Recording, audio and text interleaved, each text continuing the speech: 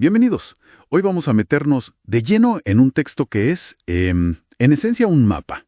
¿Un mapa? Me gusta esa analogía. Sí, un mapa de ruta para una fe muy particular. Hablamos del libro ¿Qué creemos?, de Freddy Delgado. Y no es solo una lista de doctrinas, ¿verdad? Para nada. Es más bien un manual, casi unas instrucciones que buscan guiar a una persona desde la pregunta más básica sobre quién es Dios hasta un destino, uno muy específico, la salvación. Y una nueva vida. Y una nueva vida, exacto. Y nuestra misión hoy es esa: recorrer ese mapa, entender sus puntos cardinales, las paradas que son obligatorias y, bueno, las reglas de tránsito que exige para el viaje. Y es un mapa que, mira, desde la primera página traza una ruta muy, pero muy distinta a la que muchos podrían esperar. ¿En qué sentido? En que fija su punto de partida en una postura teológica muy, muy definida. Un monoteísmo que yo llamaría radicalmente centrado en la figura de Jesucristo. O sea, no deja lugar a dudas desde el principio. Ninguna. Para que quede clarísimo, el libro incluye una sección que se llama Lo que no creemos. A ver. Y abre con una frase que es toda una declaración. En la Santísima Trinidad. Vaya, así, de entrada. Así de entrada. Y esa negativa inicial no es un detalle menor, ¿eh? Es la brújula que orienta todo lo que viene después. Es que es imposible entender el resto del libro sin empezar por ahí. Ok, vamos a desglosar eso, porque es un punto de partida que, bueno, lo redefine todo. Si el mapa descarta de entrada la idea de una trinidad de 3 personas, ¿cuál es el territorio que propone en su lugar? ¿Quién es Dios según este texto? El argumento central es que Dios es un ser único, indivisible, singular. Ajá. Los términos que la cristiandad usa comúnmente, Padre, Hijo y Espíritu Santo, no se interpretan como 3 personas distintas que coexisten. Entonces, ¿qué son? Son títulos, o roles, o manifestaciones de ese único ser divino en diferentes momentos y para diferentes propósitos. O sea que no son quiénes es Dios, sino cómo actúa Dios. Exactamente. El libro lo resume de una forma muy, muy sistemática. Dios es Padre en su rol de creador. Ok, Es Hijo en su manifestación humana para la redención. entendido. Y es Espíritu Santo en su obra de regeneración cuando mora en el creyente. Para sostenerlo se apoya mucho en escrituras que enfatizan la unidad, como Deuteronomio 6:4. Oye Israel, Jehová nuestro Dios, Jehová uno es.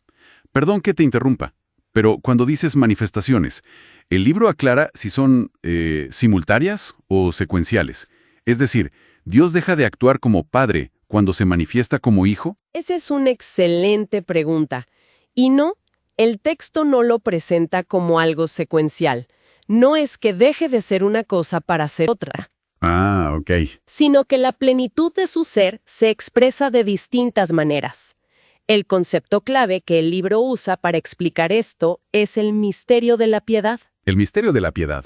Sí, y citando primera de Timoteo 3:16, que dice, Dios fue manifestado en carne. Para esta doctrina, esa frase es literal y es definitiva. Jesús no es una segunda persona, Sino sino... el único Dios soberano envuelto en un cuerpo humano. Entiendo. Y supongo que esto tiene implicaciones muy profundas en la forma de vivir la fe, ¿no? Absolutamente. Y esto es más que una simple diferencia semántica o un debate teológico abstracto. Claro. Al consolidar toda la deidad en la persona de Jesús, esta doctrina eleva su figura a un nivel de centralidad total. Cada oración, cada acto de adoración, todo se dirige a una sola entidad manifestada en carne. Puede crear una devoción mucho más enfocada, quizá, mucho más directa, más intensa que en un modelo trinitario donde la atención, bueno, puede dividirse. Toda la maquinaria de la fe apunta en una sola dirección, a Jesús. Claro, tiene sentido. Entonces, si ese es el Dios al que se dirigen, el destino final del mapa, ¿cuál es el camino exacto que traza el libro para llegar a él? ¿Cómo se obtiene la salvación? El mapa es muy, muy preciso. El primer paso, que es ineludible, es oír y predicar la palabra de Dios. No hay atajos. No hay atajos. El texto insiste, citando Romanos 10:17, que la fe es por el oír. Y para ilustrar por qué esto es tan crucial, presenta el ejemplo de Cornelio en el libro de los Hechos. Recuerdo la historia. Un centurión romano, un hombre bueno, piadoso, que ayudaba a la gente. Exacto. Era, según los estándares humanos, un hombre ejemplar. Pero el libro subraya un punto crítico. ¿Cuál? Todas sus buenas obras, sus oraciones, su moralidad, no eran suficientes para salvarlo. Ah, mira. Se le tuvo que enviar al apóstol Pedro específicamente para que oyera palabras por las cuales serás salvo tú y toda tu casa. El mensaje es clarísimo. La salvación no se gana por ser una buena persona. Se recibe. Se recibe por la fe, y esa fe solo se puede activar al oír y creer en un mensaje muy específico. Ok. Entonces, oír el mensaje es lo que enciende la chispa. Pero es solo una aceptación intelectual. Digo, ¿o el libro exige una reacción más? ¿Más visceral? ¿Un cambio inmediato? Esa es la transición perfecta al segundo paso, el arrepentimiento. Ajá. No es para nada una aceptación pasiva. El libro lo define como un proceso activo y profundo. Primero, un reconocimiento honesto del pecado. Ok. Segundo, una confesión de ese pecado. Tercero, una contrición genuina, un dolor por haber ofendido a Dios. Y cuarto, el punto más importante, una decisión firme y radical de abandonar la vida de pecado. Es un punto de quiebre total. Total. Cita a Jesús en Lucas 13:3. Si no os arrepentís, todos pereceréis igualmente. Lo describe casi como un acto de voluntad. Lo llama, de hecho, el primer hecho de fe. Ah, Es la primera acción que demuestra que la fe que se encendió al oír es real. Y este arrepentimiento no es opcional, ¿eh? Es el prerequisito indispensable para la siguiente parada en el mapa. ¿qué es el bautismo? Exacto. El versículo que une ambos conceptos como eslabones de una misma cadena es Hechos 2:38, que comienza diciendo: arrepentíos y bautícese cada uno de vosotros. El arrepentimiento abre la puerta. Y ahí llegamos al que parece ser el evento central de todo el proceso, el bautismo. El libro es increíblemente específico aquí. No deja nada a la interpretación. Nada en absoluto. Lo desglosa en dos componentes que no son negociables: el método y la fórmula. A ver. Hay una resurrección con Cristo. Como lo describe Romanos 6:4. Tienes que ser sepultado bajo el agua para que el simbolismo sea completo. Entendido. La inmersión. Pero es en la fórmula, en las palabras que se dicen, donde toda su teología de la unicidad que discutimos al principio se manifiesta de forma práctica. Aquí es donde todo converge.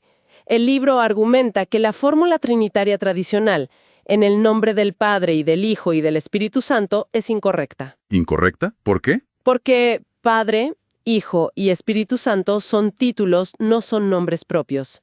El texto sostiene que hay un solo nombre dado para la salvación y ese nombre es Jesús. Un momento. El libro es muy categórico al decir que todos los bautismos en el libro de los Hechos fueron en el nombre de Jesús y cita varios versículos para probarlo. Así es. Está sugiriendo entonces que los bautismos trinitarios, que son la inmensa mayoría en la historia, no son válidos.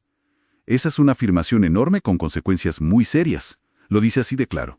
Implícitamente, sí. Aunque no siempre lo verbalice de forma, digamos, agresiva. La lógica interna del texto te lleva inevitablemente a esa conclusión. Claro. Si el bautismo es para el perdón de los pecados y el único nombre que tiene poder para perdonar es el de Jesús, pues un bautismo que no invoca ese nombre específico no cumpliría su propósito principal. Es una postura doctrinal muy, muy rigurosa. Claro.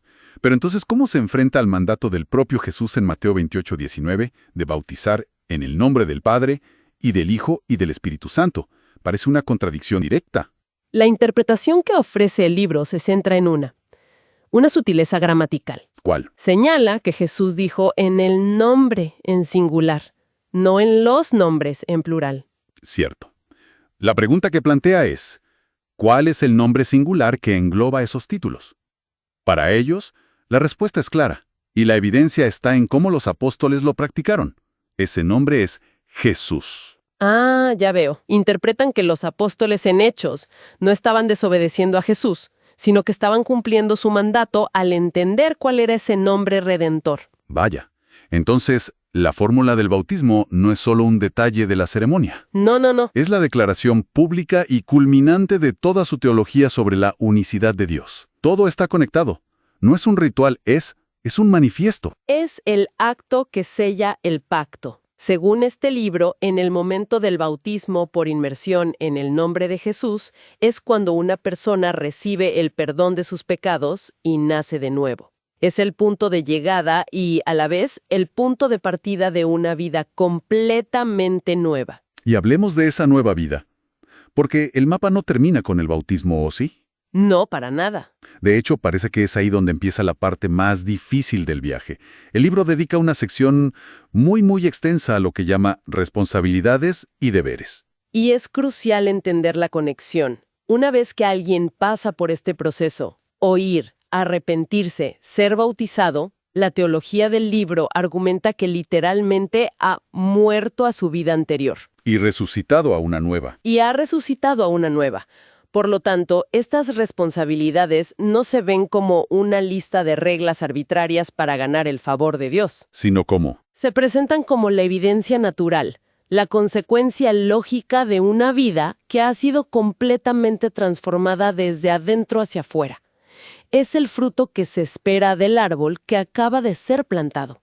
¿Y qué tipo de frutos se espera?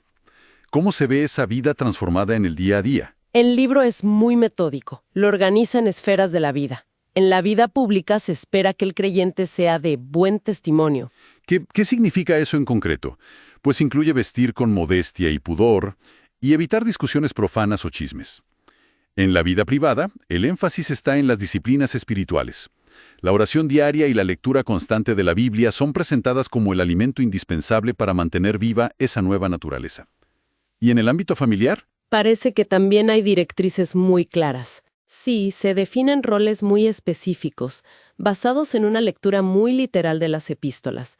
Se espera que el esposo sea el proveedor y cabeza del hogar, que la esposa esté sujeta a él y que los hijos honren y obedezcan a sus padres. Incluso se recomienda algo llamado el altar familiar. El altar familiar. Que es básicamente un tiempo y un espacio dedicados al culto y la oración en casa, para mantener a la familia espiritualmente alineada. Y por supuesto los deberes con la iglesia, asistir a los cultos, respetar a los pastores y sostener la obra financieramente con diezmos y ofrendas. Entiendo el concepto general de santidad, pero el texto se vuelve muy granular con prohibiciones específicas. Abstenerse de fumar, de bebidas alcohólicas, de participar en bailes y en juegos de azar. El libro conecta esto directamente con su teología. O sea, ¿por qué esas cosas en particular? Lo conecta directamente con la doctrina del Espíritu Santo. A ver, ¿cómo? Sí, como vimos, el Espíritu Santo no es una tercera persona, sino el único Dios morando en el creyente. Entonces el cuerpo del creyente se convierte literalmente en el templo de Dios. Claro, desde esa perspectiva, cualquier acto que se considere que contamina o profana el cuerpo, como el tabaco o el alcohol, no es solo una mala costumbre. Es algo más. Es una ofensa directa contra la santidad de Dios que habita en esa persona. El baile se asocia a menudo con la lascivia, los juegos de azar con la codicia, actitudes contrarias al espíritu. Así que estas reglas son la aplicación práctica y corporal de su teología. Es una lógica interna muy consistente. Todo vuelve siempre al punto de partida. Y esta vida de santidad no es una sugerencia, ¿verdad? Para nada. Es una condición para el destino final. El libro afirma de manera categórica que la salvación se puede perder. Eso es importante. Por lo tanto, esta perseverancia en la santidad es vital. No es para ganar la salvación, sino para mantenerla. Lo resumen con una advertencia de Jesús en Mateo 24:13, «Mas el que persevere hasta el fin, éste será salvo». El viaje no termina hasta el último día. Entonces, para recapitular el mapa que hemos recorrido, el libro que creemos traza una ruta que comienza con una visión muy específica de un Dios único manifestado en Jesús. Exacto. El camino hacia Él exige oír su palabra, un arrepentimiento radical y un bautismo por inmersión en su nombre para el perdón de los pecados. Esos son los pasos. Y una vez en el camino, las reglas de tránsito implican una vida de estricta santidad y perseverancia para no desviarse y, poder llegar al destino final. Exacto. El texto se presenta a sí mismo, en esencia, como un intento de restaurar y replicar de la manera más fiel posible la doctrina de los apóstoles. Como un retorno a los orígenes. Un retorno a la práctica de la iglesia primitiva, tal como la entienden a partir del libro de los Hechos. Es un manual para reconstruir esa fe original. Hay un tema que se repite a lo largo del libro y que me deja pensando. Dime. Se insiste en que la comprensión de estos misterios doctrinales, como la naturaleza de Dios o el verdadero significado del bautismo, no se logra por el intelecto humano, no, o el estudio académico. No, se presenta como una revelación directa de Dios al corazón de la persona. El texto incluso cita a Jesús diciendo, «Porque a vosotros os ha concedido conocer los misterios del reino de los cielos, pero a ellos no», una frase muy potente. Y esto deja una reflexión final interesante. Cómo la idea de un conocimiento revelado y hasta cierto punto exclusivo moldea una comunidad de fe y su relación con el mundo exterior que, según esta lógica, no lo ha recibido.